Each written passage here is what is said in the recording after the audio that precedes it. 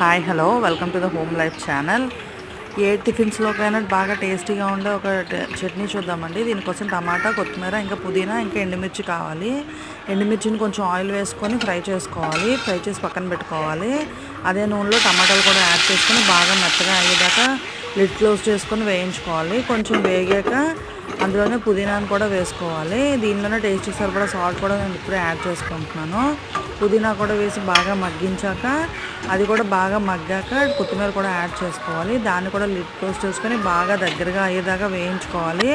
దీనిలో ఉన్న వాటర్ మొత్తంతో బాగా ఉడికిపోవాలి. వేరేగా వాటర్ ఏం పోయక్కర్లేదు.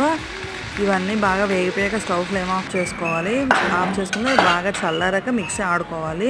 ఇందాక మనం ఉంచిన ఎండుమిరపకాయలను కూడా ఇప్పుడు యాడ్ చేసుకోవాలి. దీంట్లోనే పసుపు ఇంకా వాటర్ కూడా కలుపుకొని మిక్సీ ఆడుకోవాలి. అంతే అండి, పచ్చడి రెడీ అవుతుంది. ఫుల్ రెసిపీ ఇక్కడ ట్యాగ్ చేశాను. వచ్చిన ఇంట్రెస్ట్ ఉంటే చూడండి.